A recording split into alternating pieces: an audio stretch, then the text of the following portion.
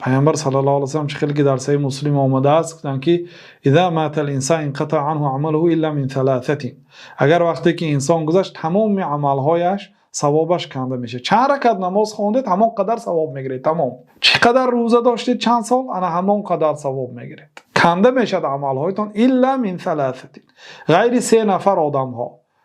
من صدقه جاریه، شخصی که صدقه جاریه کرده است. صدقه جاریه، مدرسه، دانشگاه، مسجد، هر چیزی که فایده و دوامناک است، مانند وقف ها که مردم مسلمان از وی استفاده میبرند بردوام. انسان در قبر خواب است، مردم نماز خوانده ایستادند، مردم فایده گرفته ایستادند از مهنتی که او کرده است، از صدقه جاریه که او کرده است. یا مثلا در زمان پیامبر صلی الله علیه و سلم وقف به وقف بیشتر مردمی که مقصد دهقان بودند، پیامبر صلی الله علیه و سلم باغ را توصیه کردند. بعضی صحابه ها مانند کعب بن مالک باغ خود را وقف کرد، یعنی یک باغ را که مثلا عبارت از 100 گکتر است یا 10 گکتر است وقف میکنه. حاصل ان همین باغ به طالب علمان شهر تقسیم کرده می شود تا اینکه آنها به دنیا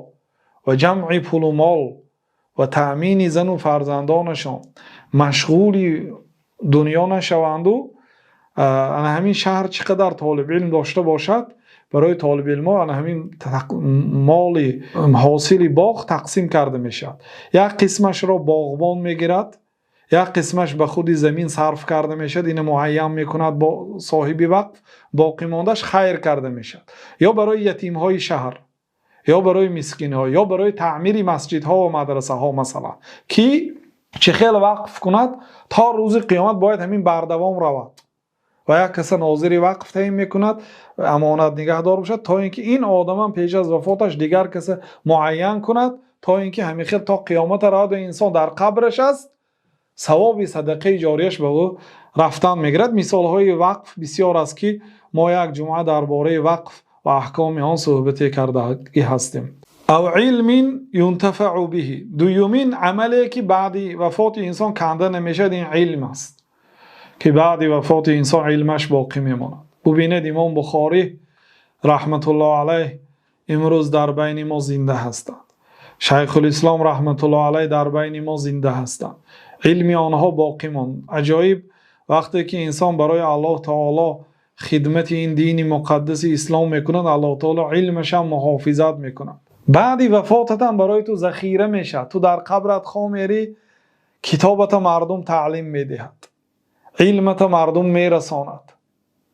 بعد وفاتت هم ثوابش رفتن میگیرد تا قیامت کنده نمیشود، ذکرت باقی میماند، نامت باقی میماند. واقعا نام علمایی که خدمت کردن، یعنی علم اینه که انسان جمع کند با به مردم رساند، فقط نه، برای این اخلاص لازم است، برای این دیگر شرط و شروط ها لازم است. ببینید الله تعالی قبول داد، ذکرش باقی ماند. و رفعنا لك ذکرک، ای پیغمبر صلی الله علیه و سلم ما ذکر تو را بالا برداشتیم. مفسرها میگن که یعنی هر جا که نام الله تعالی ذکر شد نام پیامبر صلی الله علیه و سلم ذکر میشه، مانند کلمه شهادت اشهد ان لا اله الا الله و اشهد ان محمد رسول الله، و مانند اذان و مانند خطبه ها، در همه جایی که الله تعالی ذکر میشد جناب رسول الله صلی الله علیه و سلم ذکر میشه. بنابراین واقعا اجر طالب علم، اجر عالم بعد از دنیا رفتنش کنده نمیشود. و محمد علی ابن عبدالودود الهاشمی بابای استادمان یک نظم دارند در این باره که اصلش حدیث پیامبر صلی الله علیه و سلم است که هر یک انسانی که خیر را به مردم میرساند، الدال علی الخیر کفاعله، دلالت کننده به کار خیر مانند اجرا کننده کار خیر است. یک طهارت را به فرزنداتون تعلیم دادید، فرزندم اینجا بیا، پیامبر صلی الله علیه و سلم پیش از آن که طهارت کنن بسم الله میگفتن، بعد دستانشان رو میشستن، بعد به دهانشان آب میگرفتن، مزمزه میکردن، به بینی آب میگرفتن.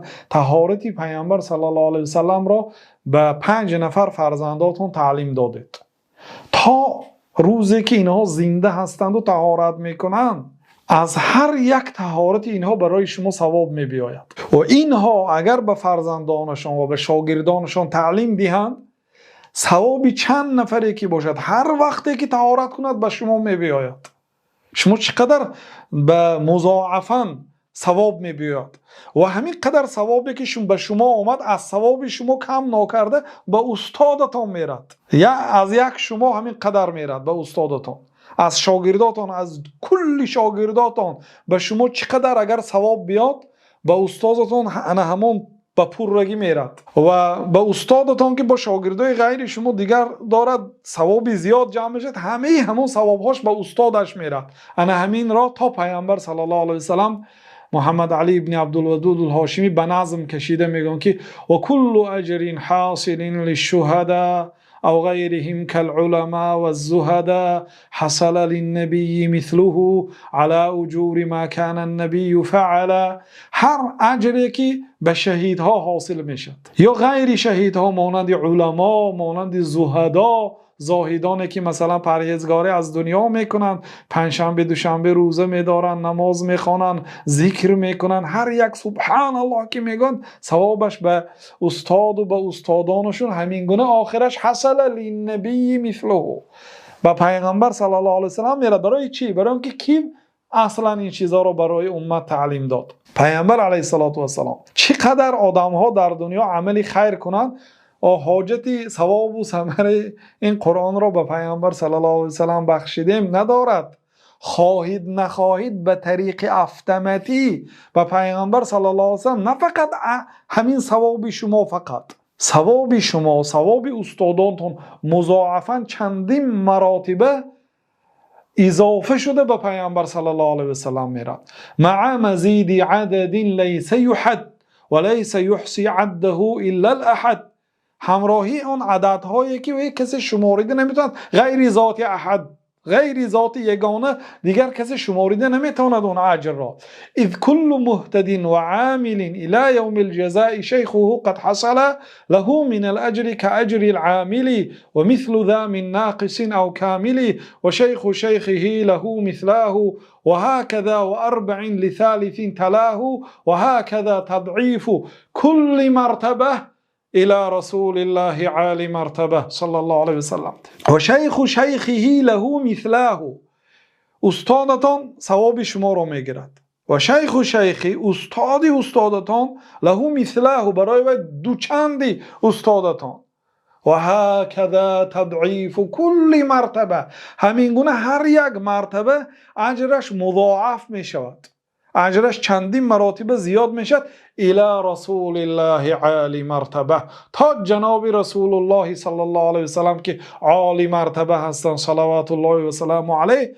بعد گفتن که و من هنا یعلم تفضیل السلف و سبقهم فی فضلهم علی الخلف، از همینجا فضیلت سلف فهمیده میشد و آنها پیش گذشتن از خلف. هر عملی که میکنید شما قسم به نام الله بخاری گذشته نمیتونید. اگر 24 ساعت خواب نکرده کوشش و غیرت کنید بخاری را نمیتونید گذشته. برای چی؟ برای اینکه یک اجری که شما میگیرید تا امام بخاری میلیاردها شده میرد، تا بخاری میلیارد شده میرد. شما یک سوم به دست برید امام بخاری عینی حال در قبرش میلیارد میگیرد. چقدر شما نزدیک میشید؟ دو اجر حاصل کنید 2 میلیارد مثلا حاصل میکنن، نمیشد پیش گذشت. هر چقدر نزدیک میشید همون قدر آنها دور میشوند.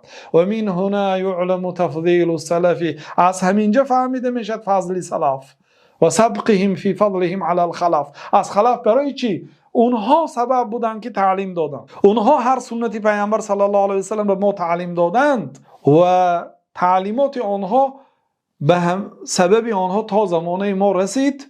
علال خصوص آنهایی که کتاب نوشتن مانند امام بخاری، مانند امام ترمذی، مانند امام مسلم و غیر از علما علمشان گذاشته رفتن و تا امروز اجر و ثواب برای آنها میرد. این است فایده علم که وقتی که شما از دنیا میگذرید فایدهش برای شما رفته میرسد. وقتی که در دنیا هستید از لذت آن با خبر هستید، به سبب علم حلال و حرام را میدانید. هر چی دیدیم همه از دولت قرآن دیدیم.